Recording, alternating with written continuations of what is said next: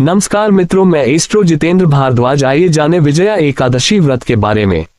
सनातन धर्म में एकादशी व्रत को भगवान श्रीहरि विष्णु की कृपा प्राप्त करने का सर्वोत्तम साधन माना गया है। वर्ष भर में आने वाली 24 एकादशियों में प्रत्येक का अपना अलग आध्यात्मिक महत्व है, किंतु फाल्गुन मास के शुक्ल पक्ष में पड़ने वाली विजया एकादशी विशेष फलदायी मानी गई है।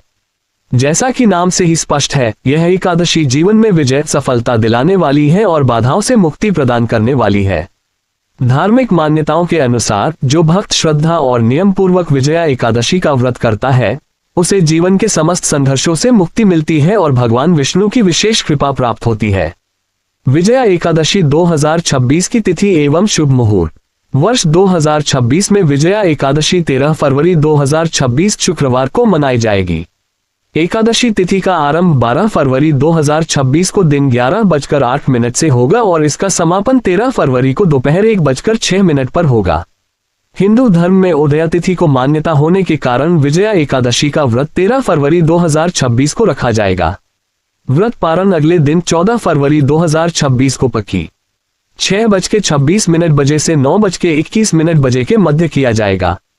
विजया एकादशी व्रत का धार्मिक महत्व। विजया एकादशी का व्रत समस्त पापों का नाश करने वाला माना गया है। यह व्रत न केवल वर्तमान जन्म बल्कि पूर्व जन्मों के पापों से भी मुक्ति दिलाने वाला है। शास्त्रों में उल्लेख है कि इस एकादशी के प्रभाव से साधक को धर्म, अर्थ, काम और अंततः मोक्ष की प्राप्ति होती है। मान्यता है कि जीवन में बार बार आने वाली असफलता, शत्रु बाधा, मानसिक कष्ट और भय से मुक्ति पाने के लिए विजया एकादशी का व्रत अत्यंत प्रभावशाली होता है। विजया एकादशी की पूजा विधि। विजया एकादशी के दिन ब्रह्म मुहूर्त में उठकर स्नान करें और स्वच्छ पीले वस्त्र धारण करें। इसके बाद भगवान विष्णु का ध्यान करते हुए व्रत का संकल्प लें। घर के पूजा स्थल में भगवान विष्णु और माता लक्ष्मी की प्रतिमा या चित्र स्थापित करें। उन्हें तुलसी दल, पीले पुष्प, फल, दीपक, धूप और चंदन अर्पित करें। विधि विधान से पूजा कर विजया एकादशी व्रत कथा का श्रवण करें और अंत में भगवान विष्णु की आरती करें। इस दिन ब्राह्मणों, साधुओं तथा दीनहीन, असहाय लोगों को दान दक्षिणा देना विशेष पुण्यदायी माना गया है। पुराणों में विजया एकादशी की महिमा। विजया एकादशी का वर्णन पद्म पुराण और स्कंद पुराण में मिलता है। कथा के अनुसार भगवान श्रीराम ने लंका पर विजय प्राप्त करने से पूर्व विजया एकादशी का व्रत किया था। इस व्रत के प्रभाव से ही उन्हें रावण पर विजय प्राप्त हुई। शास्त्रों में कहा गया है कि इस दिन व्रत करने से स्वर्णदान, भूमिदान, अन्नदान और गौदान के समान पुण्य फल प्राप्त होता है। साथ ही यह व्रत वाजपेय यज्ञ के समान पुण्य प्रदान करता है। विजया एकादशी व्रत के नियम। इस दिन पर निंदा, छल, कपट, क्रोध और द्वेष से दूर रहें। चावल और भारी भोजन का सेवन न करें। काले रंग के वस्त्र पहनने से बचें। रात्रि में भगवान विष्णु के भजन, कीर्तन और नाम स्मरण करें।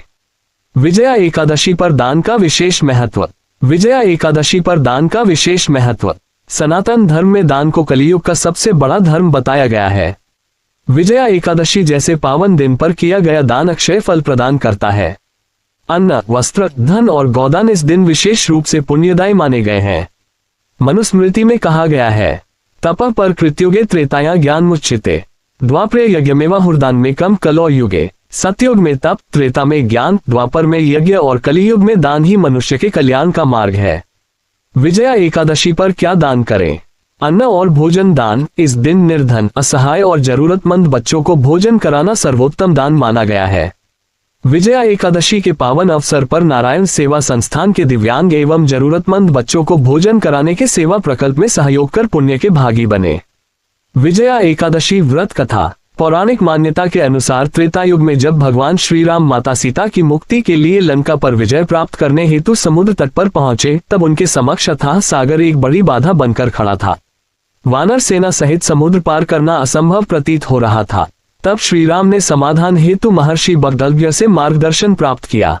महर्षि ने बताया कि फाल्गुन कृष्ण पक्ष की विजया एकादशी अत्यंत फलदायी है। यदि श्रद्धा और विधिपूर्वक इस व्रत का पालन किया जाए तो सभी बाधाएं दूर होकर विजय का मार्ग प्रशस्त होता है। ऋषि के वचनों को स्वीकार कर भगवान श्रीराम ने एकादशी का उपवास रखा, भगवान विष्णु की पूजा अर्चना की और पूर्ण श्रद्धा से व्रत संपन्न किया। व्रत के प्रभाव से लंका जाने का मार्ग सुलभ हुआ। नल नील द्वारा सेतु निर्माण संभव हुआ और अंततः धर्म की अधर्म पर विजय हुई। इसी पुण्य प्रभाव से श्री राम ने रावण का वध कर सत्य और धर्म की स्थापना की। ओम नमो भगवते वासुदेवाय। हरि ओम नमो नारायण।